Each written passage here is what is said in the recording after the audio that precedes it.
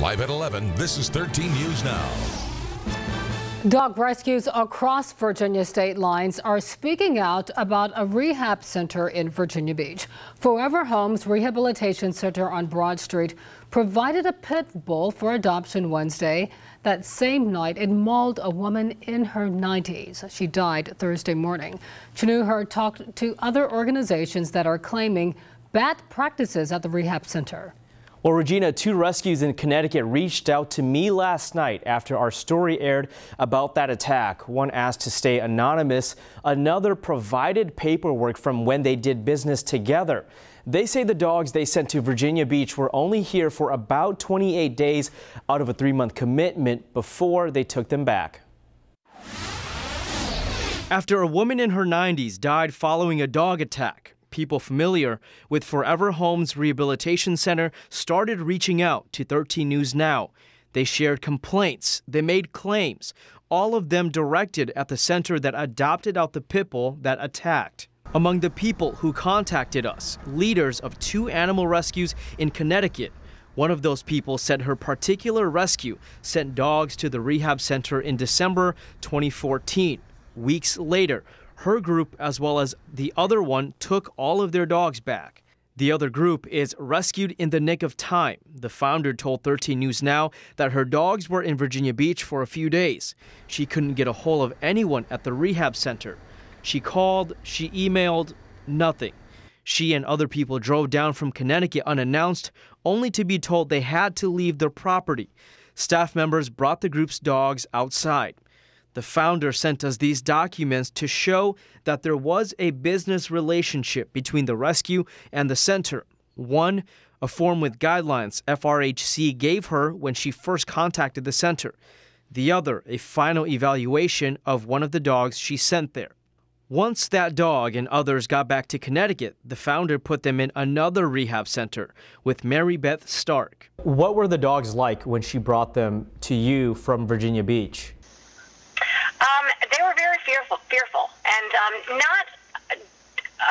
obviously they shouldn't have been with a lot of other dogs, but as I said, I've worked for dogs. I'm in my 50s. I've worked with animals my whole life.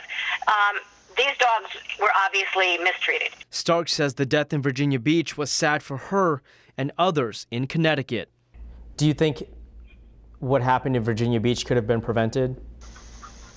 Oh, absolutely. Yeah. A director from the center gave us this statement exclusively. It says FHRC was cleared this morning of any and all contributory negligence in the death of Mrs. Patterson's mother by the state vet and animal control. FHRC cannot make any public statement at this time as the Patterson family is pursuing their rightful legal solutions. Now, we did pull state inspection reports for the rehab center for the past few years, although one of those inspections back in early 2015 found problems including poor crate conditions and poor ventilation and found that a dog died after others attacked it. Every inspection since then found no issues of non-compliance. Again, only that one inspection showed any problems with compliance. Chinooher, 13 News Now.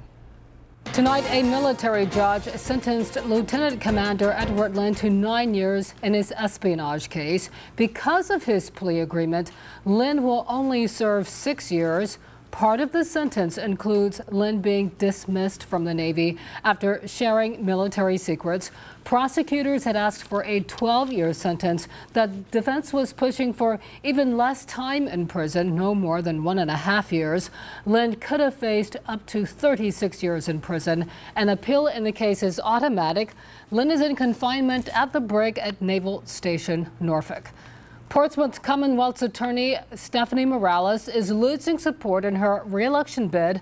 Our partners at the Virginian Pilot report State Senator Luis Lucas, along with a circuit court and the school board vice chairman, have all dropped their support.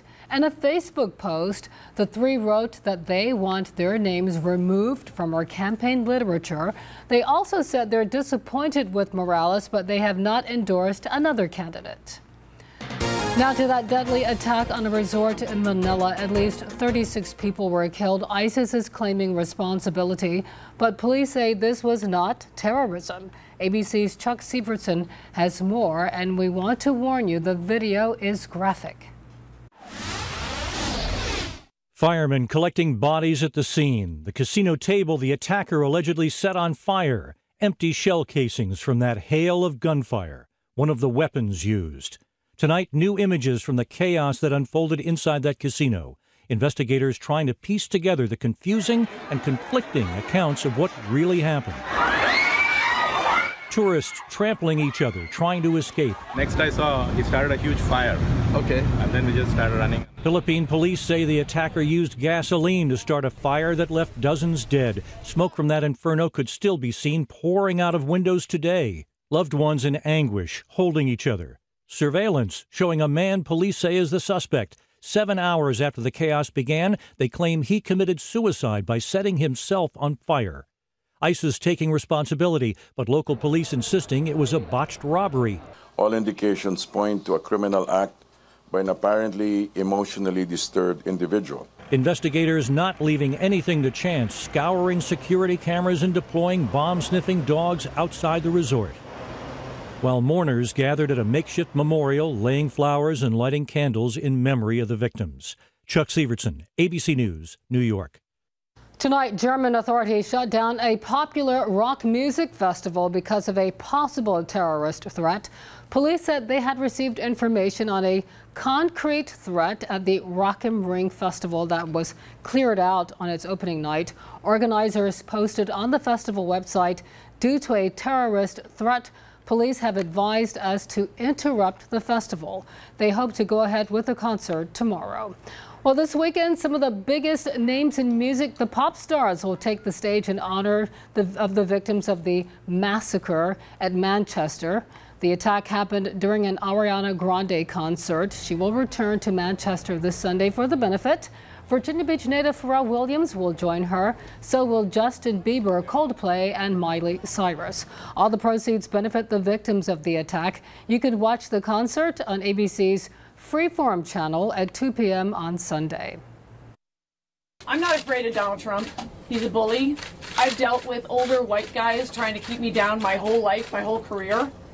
Comedian Kathy Griffin held a press conference today to apologize again for a highly offensive video in which she holds a likeness of President Trump's severed, bloody head.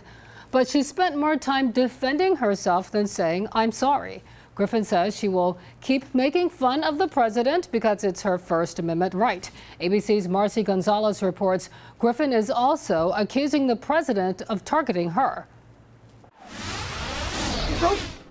Kathy Griffin in tears and defiant following the backlash from these images. The comedian holding the likeness of President Donald Trump's severed head. I made a horrible, horrible mistake, and I made a horrible call. Griffin standing by her earlier apology. I went way too far. Explaining the bloody image was meant to be a parody of this 2015 statement to CNN from then candidate Trump. You know, you could see there was blood coming out of her eyes.